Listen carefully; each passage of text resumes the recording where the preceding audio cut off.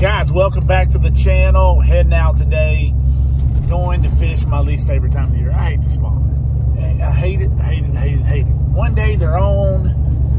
I mean, you catch 40 one day and it's on, and I mean, they're killing a bait. Just the other day I went, they were absolutely smashing a spinnerbait. Went back the next day. It caught one. I hate it. They're so inconsistent. One day, I mean, you know, and everybody, I saw this on DC, on Dustin Connell's page, everybody thinks, what's your water temperature? Well, you know, right at 60. They're on the beds, they spawning. They're spawning, man. No, they're not. He said it, I'll say it, they're not spawning. They're not. He said it, and I'll say it too. It's 60 degrees in November water temperature. They don't spawn. Spawn is directly associated with length of day and moon phase. There will be some come. Now I'm going to get some haters. They spawn in Alabama in 60 degrees. Okay, there's always a few fish. There's a few fish that spawn in 50-degree water. But as a whole, to me, what I've experienced is the fish need it's almost 70 when they really lock onto the beds. It's like 68, 69 degrees. 60 degrees maybe when they start looking and start the spawning process of looking for beds and things like that. But when they get on beds, to me, it's closer to 68, almost 70 degrees. I see it in the south down here a lot. And the reason I believe that is because that is when the temperature stabilizes out. Because you go out there in the morning times, it's 61 in the evenings. You go back the next morning, it's 55. And that's just the surface. That's not, you know, 6 feet down, 5 feet down, where it's 7, 8 degrees cooler sometimes, 10 degrees cooler. So I hate it. I hate the way the spawn acts. Like yesterday, I went yesterday, and water temperature 67 degrees by the end of the day. They were not up there spawning. They were up there looking. I caught a bunch, and I mean a bunch of males on a frog, but they weren't on beds. They were just around. I mean, they were just hitting. They were just everywhere. They were just pushing water, but not a single female. Didn't catch a single female. Fished out. They just weren't there. And I know somebody's going to tell me I should have done something different. Heck, I'll take any advice.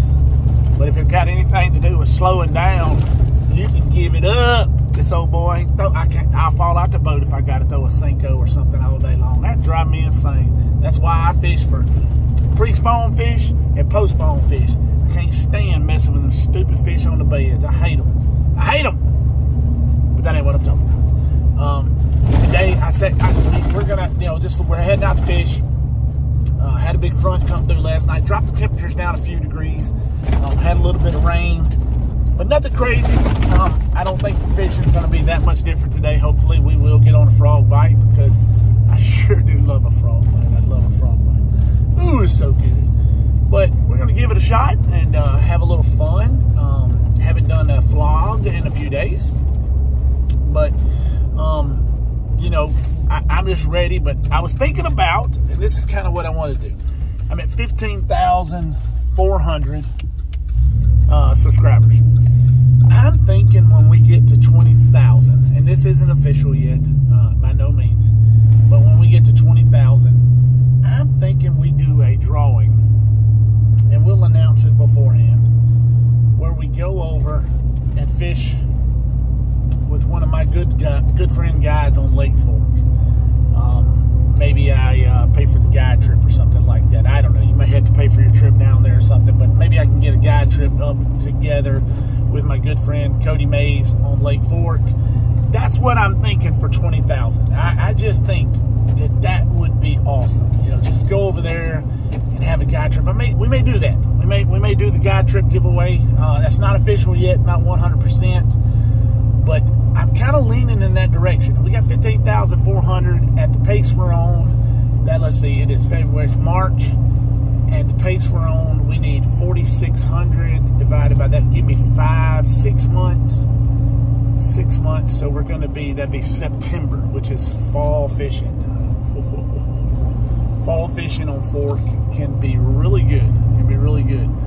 And that may be what we do. We may draw for a guide trip on Fork in the fall, maybe a September, October fishing. But something like that might be fun. And but I see, guys, let's talk about the new Power Pole Move trolling motor, man. Are you kidding me? $5 grand and only come to transducer. You got to buy a $200 add-on. Oh my gosh! So they're getting ridiculous. Come on now.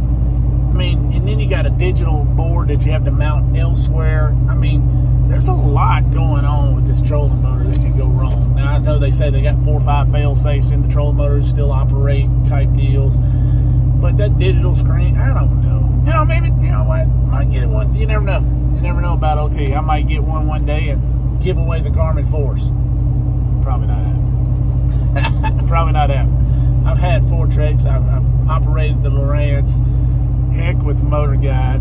That'll never happen again. That was the biggest disaster ever. And they're probably pretty good trolling motors. But you know, I see something I do see is even the pros who run motor guide, they don't mess with the Tour Pro much.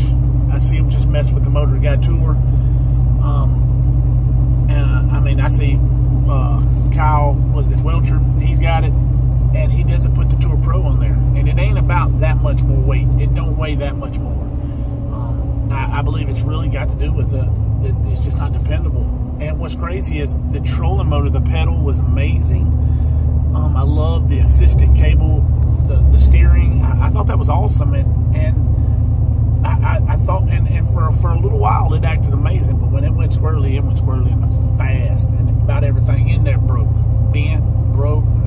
It was crazy. I never seen a trolling motor take off on its own, throw me out the boat, things like that. That was just crazy to me. But I don't know about the Power Pole Move. I do like some of the features, but all the different pedals and this, oh my God, it takes 3 years to mount the crap. Obviously they got bigger batteries than we do, because I mean, my God, you got to have a separate, let's say, separate stomp pedal for the spot lock. You got a different LCD screen. I think it is a wireless pedal, which is really cool. I love wireless pedals with the Force. I don't know. It's not my deal. Not my cup of tea. Does look like a lot like an old motor guide, kind of. But looks like kind of an i5 too. So I don't know what they were thinking. Maybe they got it figured out. Who knows? We'll find out shortly. Of course, all the pros are going to tell you it's the greatest thing ever. I don't mind telling you something. If something stinks, I'm going to tell you. I'm going to tell you. If I get a bait caster, you know, I use PC Fun. I buy them. I bought all of them. They're all mine. I bought them. I used to use the Abu Garcia Black Max because it was $49 at Walmart. And then I found the PC Funds, which are literally twice the bearings. You know, the Spark Pro has the perfect spool size for me. I love that. I like the Spark, but I like the Spark Pro. I like the Spark is a better. Spark Pro is a little bit better. If I ever bought them again, I wouldn't buy. If I buy, I'll never buy the Spark again. I'll just spend the extra money and get the Spark Pro. It's got the carbon fiber handles and so forth. But I got to tell you, the one that I really love more than any of them is the Phantom. It's about, I don't know, you can get it for sale. Right now, they got a great sale on them, but you can get them on sale for $59, $49 sometimes. And I got to tell you, man, the new ones are amazing. Centrifugal brakes, carbon fiber handles, carbon fiber frames. And I got to say, it's the best. Now, I've tried the Carbon XCS. That's pretty amazing also. But it's smaller, and it holds plenty of line. But for some reason, it doesn't fit my hand as good. I guess it's got fat fingers. I like the Phantom. It's got just a tad bit more size, and I like that. I like that little bit bigger size, and I like the design and shape of it a little bit better. But that's a personal preference. But Phantom, to me, I've got 2 of them. I got an older model without the centrifugal brakes. I think it had no, without the. Take it back. I got the older one with centrifugal only. The new one has magnetics, and I like the new one a little bit better. I do like the new one a little bit better. It works a tad bit better to me. So I like that. But heading out today, really enjoying enjoy getting out on the water, and got some classes. Check this out. There's a little announcement. I'll be down in Alexandria, Louisiana, the home of Bill Lewis Rattle Trap, Bill Lewis Lures, for 2 days. I'll have all the details coming with that. Down there, all you guys in South Louisiana, you can come up and meet me. Bill Lewis Lures, the home of there. They've since moved to Dallas with GSM, which I'm associated with, which I'm happy to say. Love their lures. Really learning about stuff that I haven't used in years, and I think that's you know, it's something I haven't done. I need to branch out a little bit, and I have branched out with them a little bit, and I'm really loving some of the lures that I've taken for granted and not used and things like that. And I'm gonna tell you what, Bill Lewis has a fine line of crankbaits, and Mark Daniels Jr. He did a good job on a lot of these, and I gotta give the SB57 is by far my favorite with that circuit board. As a matter of fact, I'll be throwing it some today in the brim color, because this lake I'm going to, they feed on brim heavily, and little sunfish and stuff like that, and they have a brim color that is just perfect. That's awesome. So trying out new stuff, learning new things, trying to learn new techniques, you know, learning how to use the Livescope in different situations. I had someone ask me the other day, when they're in the spawn, you know, how do you use it? You know, when they get to the banks, I don't think you have to use it. You don't have to. But there are situations where I will use it to confirm something, or for example, what I like to do is turn it on perspective mode, pan it at about a 45-degree angle to the bank, use my live foot, because I can turn it and I don't have to worry about the control mode, turn it back forward. And what I do is, I always have it calibrated, and I'll tell you why. I calibrate it in perspective mode. When I'm going down the bank and I see these brim beds, and you'll see them, you know, periodically down the bank. When you see a brim bed, I'll always mark it. And with it calibrated, it marks the location of the brim bed as opposed to the boat location. Now, why is that important? Why is that a big deal? Well, I'll tell you why.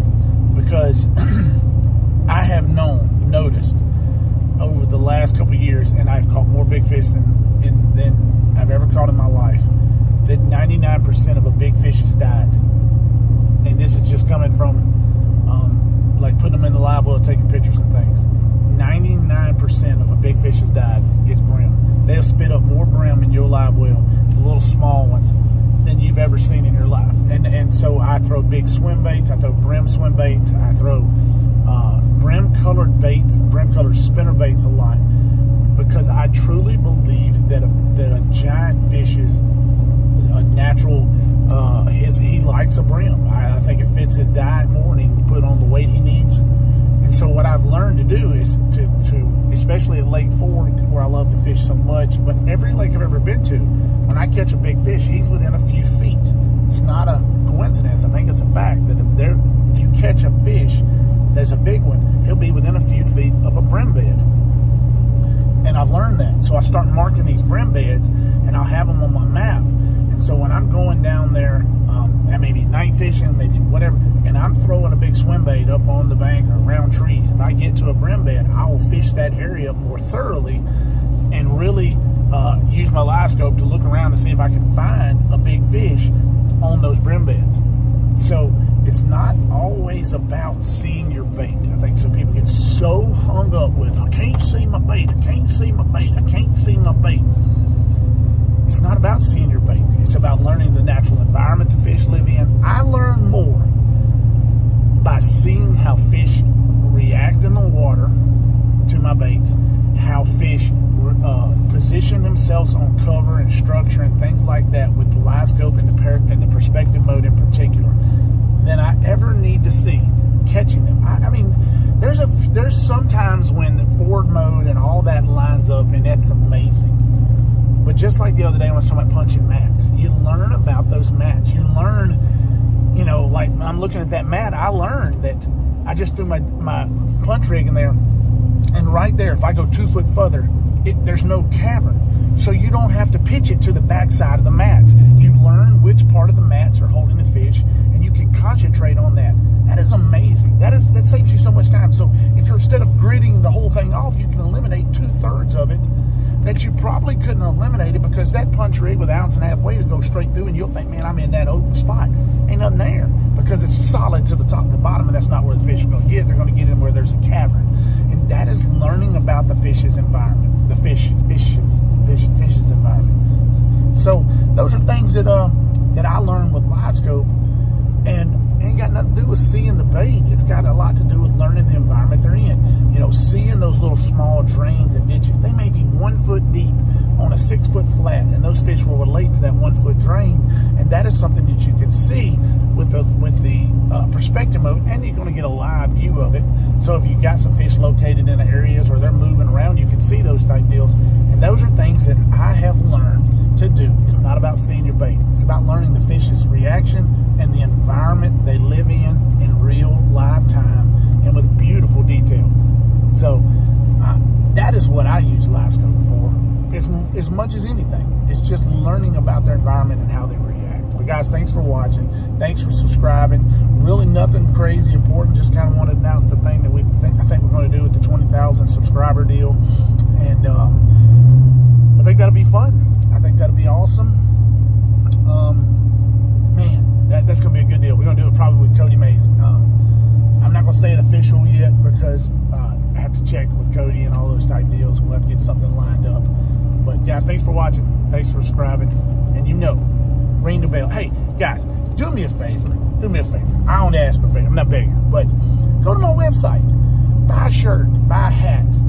And these type deals are what helps me be able to provide really awesome giveaways and provide things away. We haven't had a giant giveaway in a while. We may give away a shirt and a hat or something very, very soon. And so that's, all the things like that is what helps me provide those giveaways. And, you watching and things like that helps me provide the giveaways. I thank y'all a lot. And when we get to 16,000, I'm going to do a little small giveaway. Like I said, we give something away pretty much on every one of the little milestones. But 16,000 is coming quick. Probably have that by the end of March, I'm hoping. End of March, maybe. We'll have 16,000, and then we'll probably do a little small giveaway. Probably give away a shirt. Probably give away a Double G shirt. It's pretty nice. We haven't given away a Double G shirt before, but I got some really nice ones. I got them on the website. Go buy them. Go check them out. Schedule a lesson, things like that. But I do appreciate it, guys, and thanks for watching. Thanks for subscribing. Ring the bell. Yeah.